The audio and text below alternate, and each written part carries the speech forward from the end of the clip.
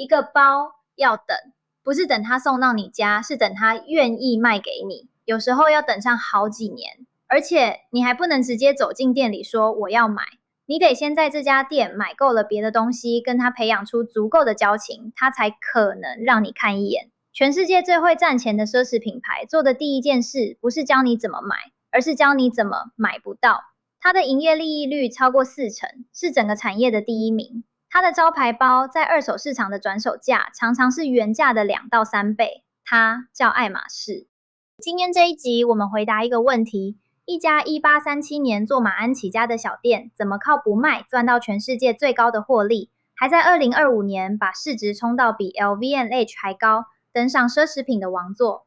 这跟前3集又是完全不同的剧本。LVMH 用资本买下世界， Chanel 用拒绝公开守住名字， Bottega 用拿掉 logo 让安静变贵，而爱马仕走的是最古老也最难复制的一条路，把稀缺本身变成一门生意。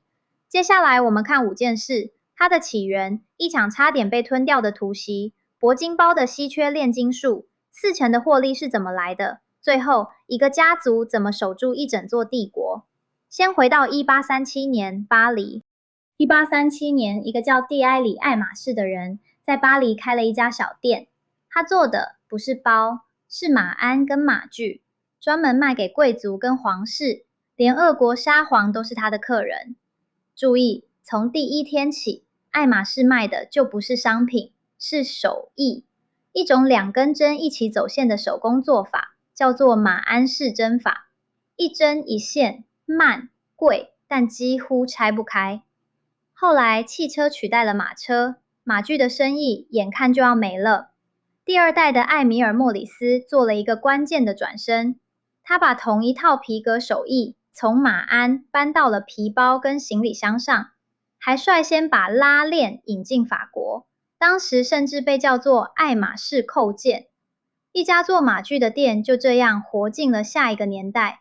今天它传到第6代的阿克塞尔·杜马斯手上，总部还是巴黎那条福宝大道24号，从来没搬过。2010年10月，一个震撼整个法国的消息爆了出来。LVMH， 对，就是第1集的主人翁，全世界最大的奢侈品集团，突然宣布，他已经悄悄买下了爱马仕 17% 的股份。怎么买的？他用一种叫股权交换的金融工具，透过好几家中间银行分开持有，每一家都压在 5% 以下，刚好不用对外揭露。等到坦牌，持股已经一路堆到 23%。对爱马仕家族来说，这就是一场偷袭。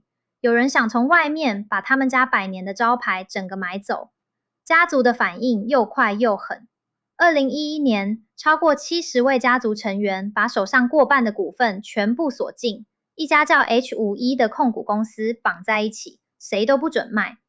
官司一路打到法国法院，金融监理机关 AMF 还对 LVMH 掰了800万欧元，理由是蓄意隐瞒。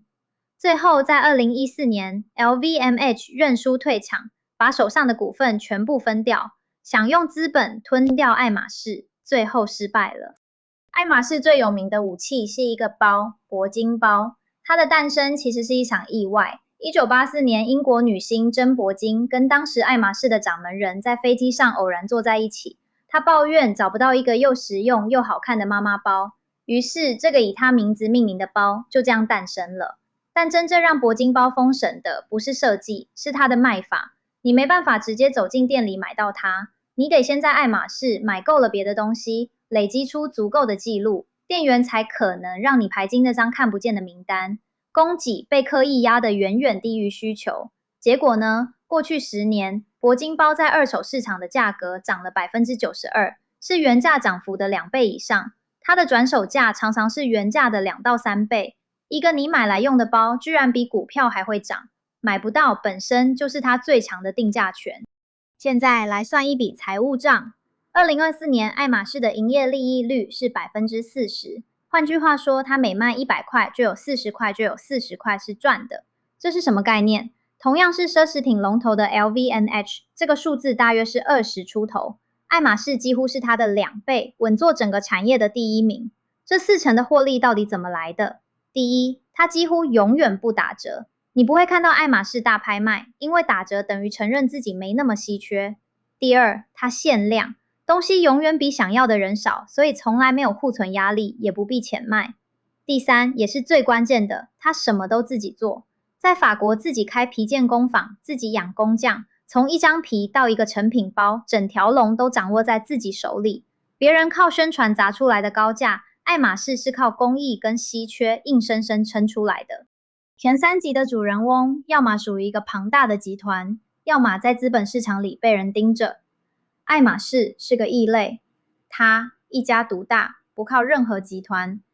透过那家在涂徐后成立的 H51，爱马仕家族牢牢握住超过2/3的股份，将近80%的投票权，而且这份协议扫到2031年。这在财务上代表什么？代表他不必讨好华尔街。一家被基金经理人盯着的公司，每一季都被逼着要成长、要冲量、要开更多店。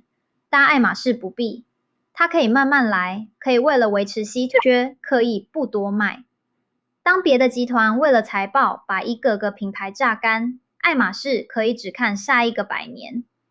家族控制在这里不是包袱，反而是他最奢侈的本钱，一种用时间换来的定价权。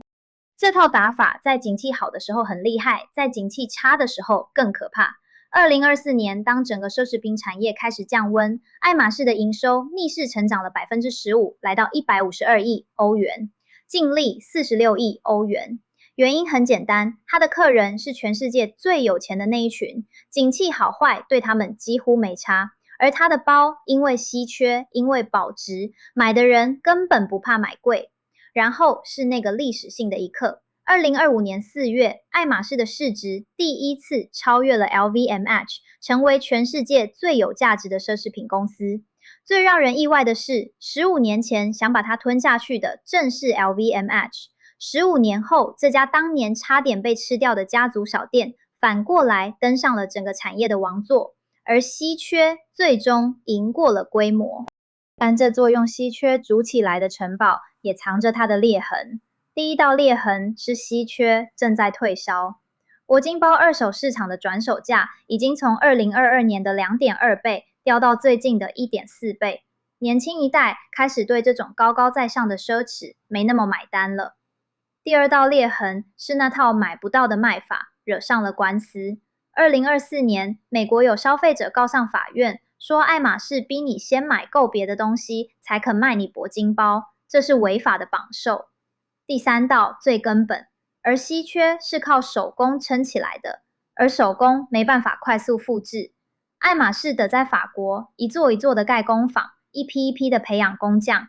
它的皮件工坊从24座慢慢上到27座，每年却只收2班，各40名学徒。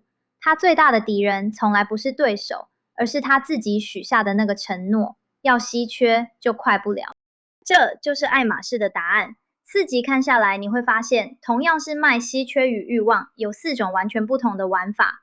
LVMH 用资本买下世界， Chanel 用拒绝公开守住名字， Bottega 用拿掉 logo 让安静变贵，而爱马仕用不卖，把稀缺本身变成了最高的定价权。它让我们看到一件事，在这个什么都求快、求大、求曝光的年代，愿意慢、愿意少、愿意守，反而成了最稀有也最值钱的东西。但它也提醒我们，当稀缺开始退烧，当工匠来不及培养，这座城堡也并不是无懈可击。下一集，奢侈版图来到一个正好相反的故事，一个靠着大举并购，把无数品牌堆叠成帝国的集团，如何在这几年陷入了麻烦。它叫开云集团 Kering。奢侈版图，我们下一集见。如果这一集让你重新看懂了稀缺背后的深意，按个赞，追踪频道，把这个系列一起追下去。